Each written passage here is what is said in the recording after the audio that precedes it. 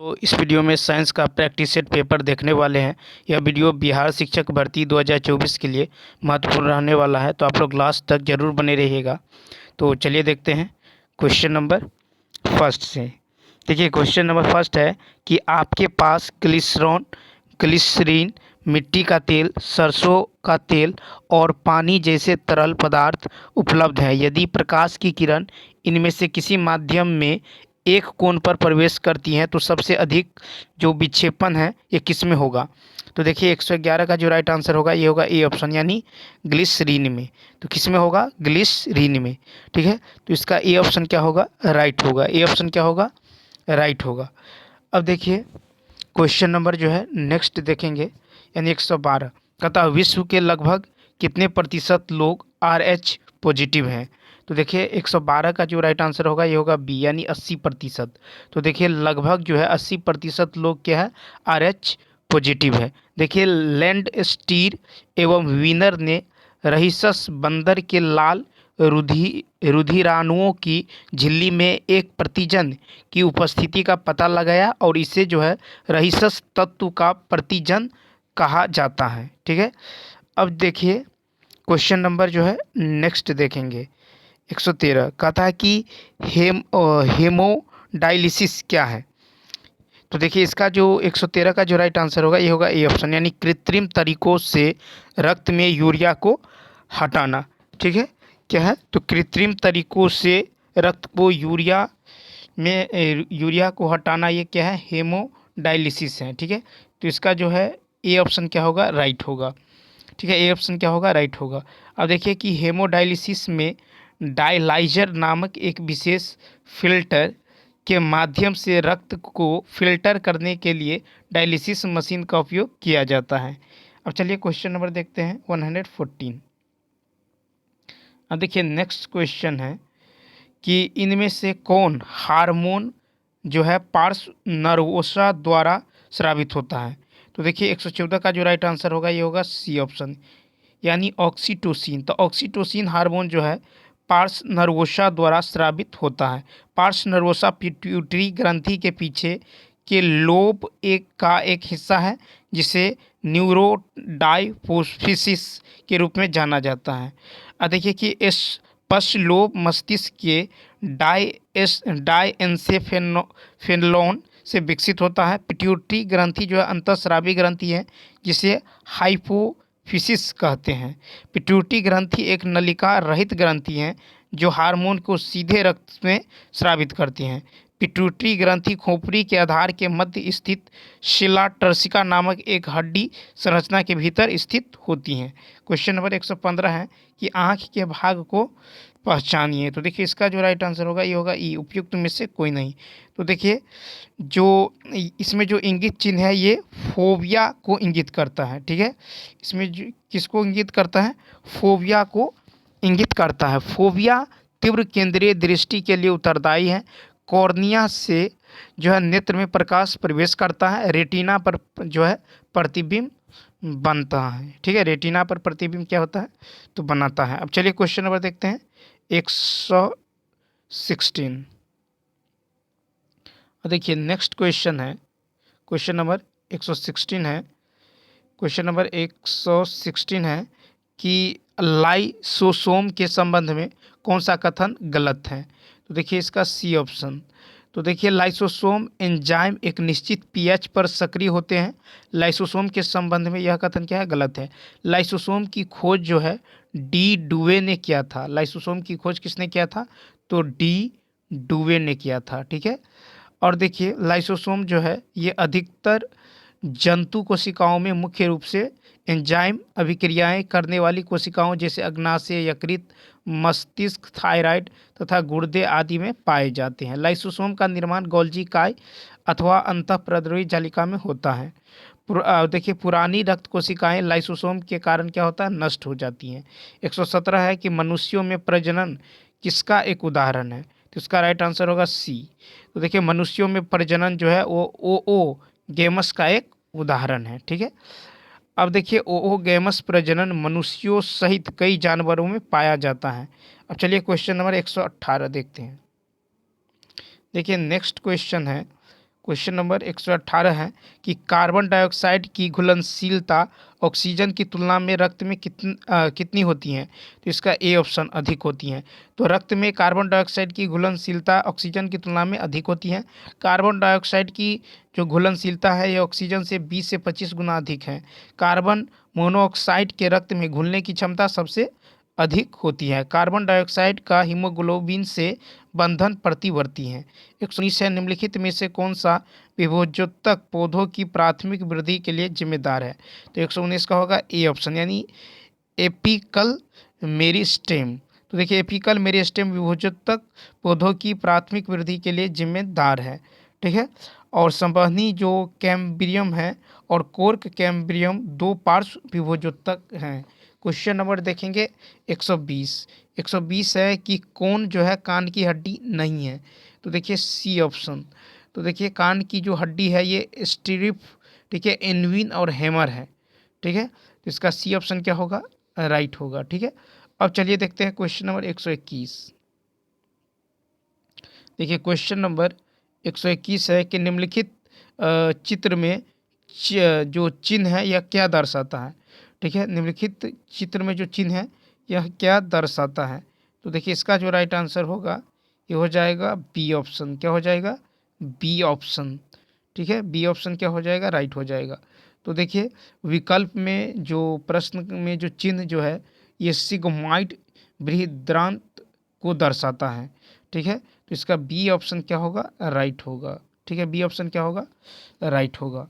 ठीक है, किसको दर्शाता है? तो सिग्माइड बृहदान्त्र को। ठीक है, तो इसका सी ऑप्शन क्या होगा? राइट होगा। अब चलिए देखते हैं क्वेश्चन नंबर 122।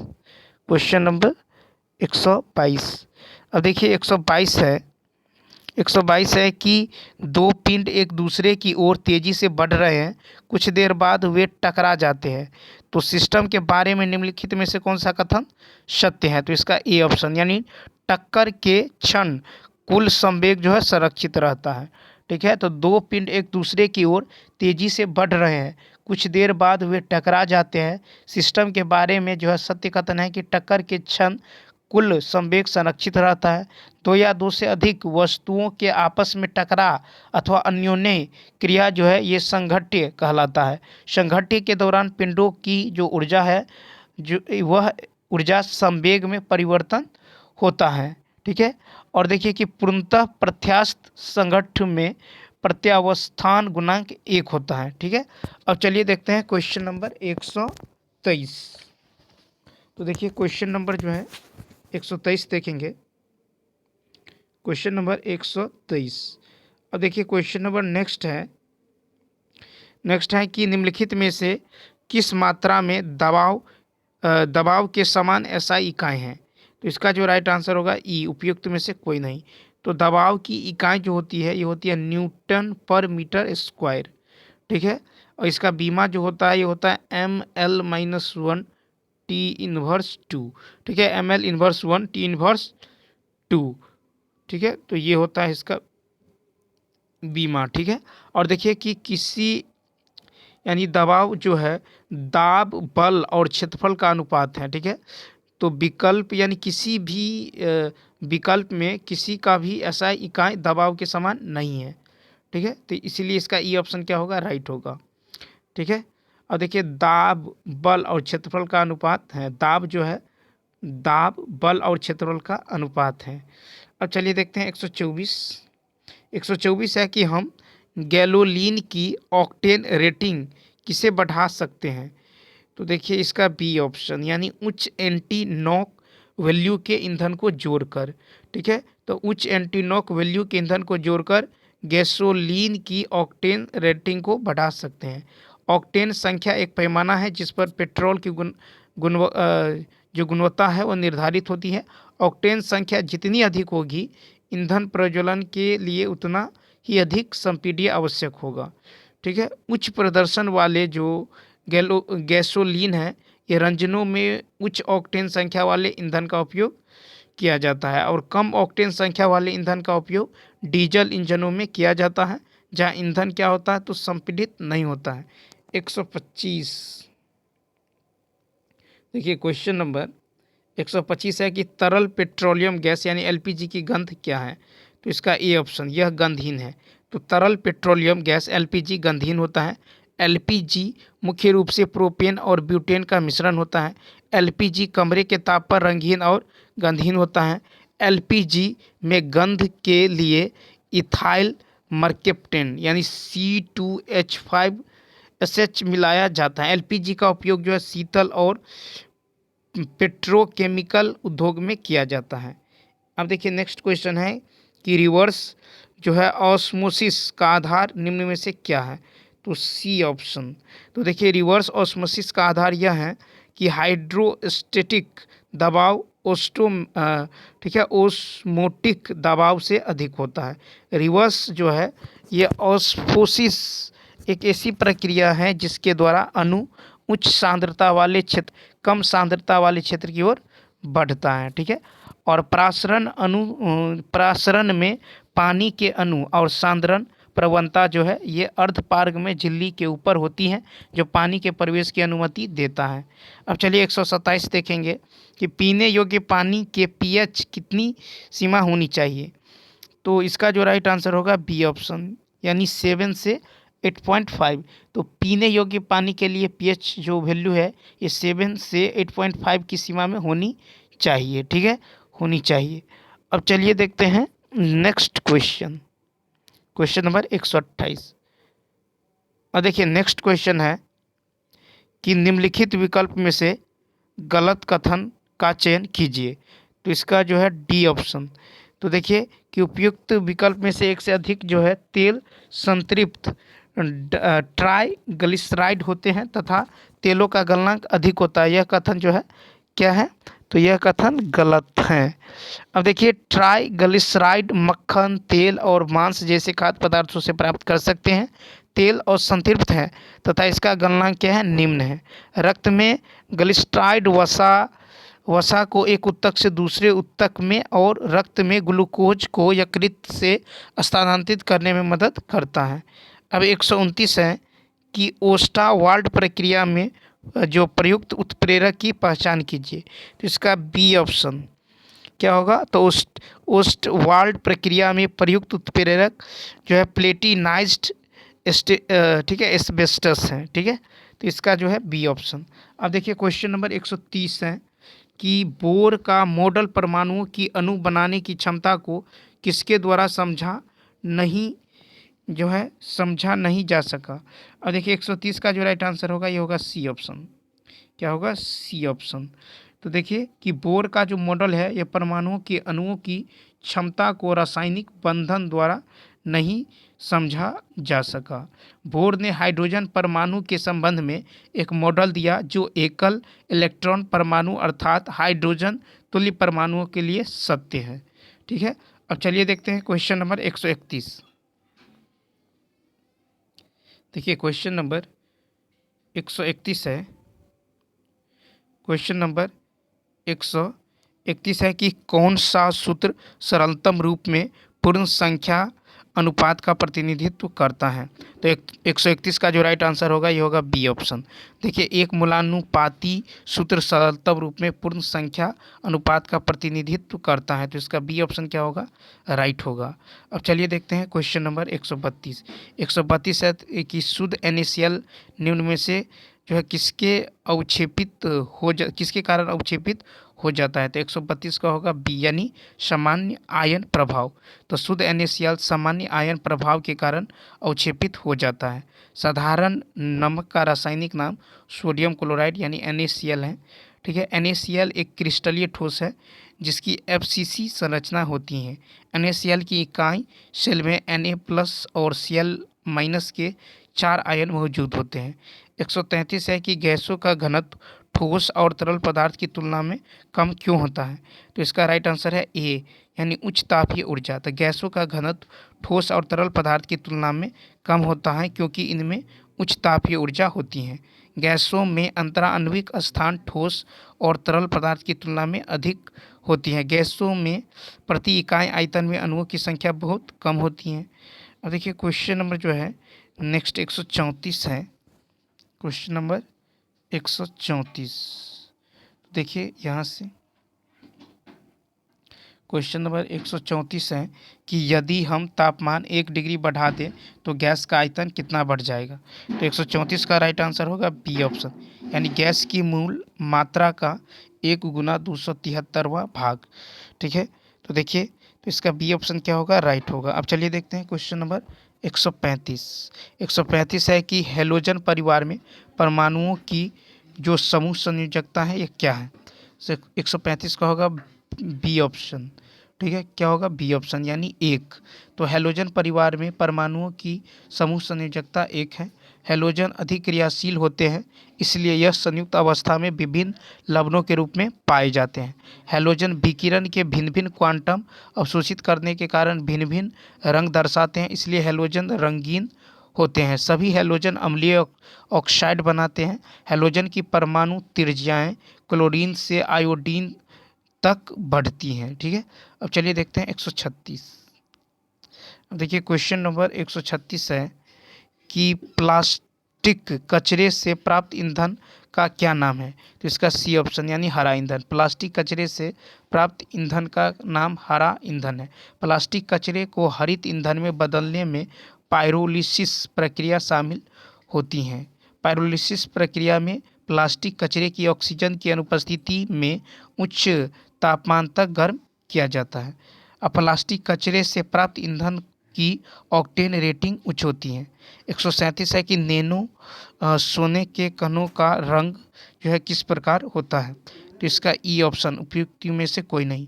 तो नैनो सोने का रंग जो है विकल्प में से कोई नहीं। नैनो सोने का कणों का जो रंग होता है ये परिवर्तनशील होता है। ठीक है, अब देखिए कि नैनो का कण का जो आकार होता है ये 1 से 100 nm होता है, के बीच होता है। अब क्वेश्चन नंबर 138 है कि यदि वस्तु अनंत पर है तो प्रतिबिंब कहाँ और कैसे बनेगा। तो इसका जो है बी ऑप्शन यानी एफ पर बिंदु आकार और वास्तविक और उल्टा बनेगा। तो यदि वस्तु अनंत पर है तो प्रतिबिंब एफ पर बिंदु का आकार वास्तविक और उल्टा बनेगा। अवतल दर्पण द्वारा बना प्रतिबिंब वास्तविक या आभासी या उल्टा या सीधा, छोटा, बड़ा या आकार में समान हो सकता है। अवतल दर्पण में जब वस्तु अनंत पर हो तो प्रतिबिंब फोकस पर वास्तविक उल्टा आकार में बहुत छोटा बनता है। ठीक है, अब चलिए देखते हैं नेक्स्ट क्वेश्चन नंबर जो है 139। क्वेश्चन नंबर 139 है कि किसी ग्रह का क्षेत्रीय वेग स्थिर रहता है, यह किस नियम द्वारा कहा गया है। तो 139 का होगा बी यानी केपलर का ग्रहीय गति का दूसरा नियम। तो किसी ग्रह का क्षेत्रीय वेग स्थिर रहता है, यह केपलर के ग्रहीय गति का दूसरा नियम द्वारा कहा गया है। तो चलिए देखते हैं नेक्स्ट क्वेश्चन।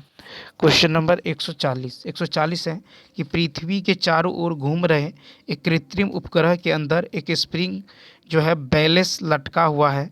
यदि 1 kg द्रव्यमान का एक पिंड इससे लटका दिया जाए तो इसका जो पाठ्यांक होगा यह क्या होगा। तो 140 का जो है ए ऑप्शन यानी कितना होगा, 0। तो पृथ्वी के चारों ओर घूम रहे एक कृत्रिम उपग्रह के अंदर एक स्प्रिंग बैलेंस लटका हुआ है। यदि 1 kg द्रव्यमान का एक पिंड इससे लटका दिया जाए तो इसका जो पाठ्यांक होगा ये 0 होगा। ठीक है, अब चलिए देखते हैं 141। देखिए 141 है कि एक गोला, एक घन और एक पतली गोलाकार प्लेट और जो है समान द्रव्यमान रखने के लिए समान सामग्री का उपयोग किया जाता है। इन्हें प्रारंभ में जो है 3000 डिग्री सेल्सियस के तापमान तक गर्म किया जाता है। तो कौन जो है तेजी से ठंडा होगा। तो 141 का सी ऑप्शन यानी प्लेट। ठीक है, तो प्लेट जो है तेजी से ठंडा होगा। जिस वस्तु का सतही क्षेत्रफल जितना अधिक होगा वह उतनी ही तेजी से ठंडा होगा। ठीक है, ऊष्मा प्रवाह तापमान के अंदर का परिणाम होता है और ऊष्मा का प्रवाह तापमान से निम्न तापमान की ओर होता है। 142 है कौन सा हार्मोन जो है स्तन ग्रंथियों के विकास को नियंत्रित करता है। 142 का ए। तो प्रोलैक्टिन जो है यह स्तन ग्रंथियों की वृद्धि और उनमें दूध के निर्माण को नियंत्रित करता है। ठीक है, और प्रोलैक्टिन हार्मोन मस्तिष्क में मौजूद पिट्यूटरी ग्रंथि के अग्रभाग में निर्मित और स्रावित होता है। ठीक है, रक्त में कम प्लेटिन प्रवाहित होने की स्थिति को हाइपो प्रोलैक्टिनीमिया कहा जाता है। चलिए देखते हैं 143। देखिए क्वेश्चन नंबर 143 है। 143 है कि मनुष्य के पास कितनी पैराथायराइड ग्रंथियां होती हैं। तो इसका जो राइट आंसर होगा सी, यानी 4। मनुष्य के पास 4 पैराथायराइड ग्रंथियां होती हैं। थायराइड ग्रंथि से निकलने वाले हार्मोन को पैराथायराइड हार्मोन कहा जाता है, जो हड्डियों में कैल्शियम और फास्फोरस के स्तर को नियंत्रित करता है। हाइपोथैलेमस तंत्रिका और अंतःस्रावी प्रणालियों के बीच एक जो है ये पुल के रूप में कार्य करता है। ठीक है, अब चलिए देखते हैं 144। 144 है कि नीचे दी गई संरचना को पहचाने। तो देखिए, तो इसका जो राइट आंसर होगा ये होगा ए ऑप्शन। क्या होगा? A option. यह जो संरचना है यह अधिवृक्क ग्रंथि को दर्शाता है। ठीक है, तो ये जो है अधिवृक्क ग्रंथि को दर्शाता। अधिवृक्क ग्रंथियाँ अंतःस्रावी ग्रंथि हैं जो चापचाई कायों और तनाव प्रतिक्रिया के लिए आवश्यक महत्वपूर्ण जो है हार्मोन का उत्पादन करने के लिए जिम्मेदार होता है। अब चलिए देखते हैं 145। देखिए 145 है कि मस्तिष्क से संबंधित परत है। ठीक है, मस्तिष्क से संबंधित परत है, तो इसका डी ऑप्शन, उपर्युक्त में से एक से अधिक।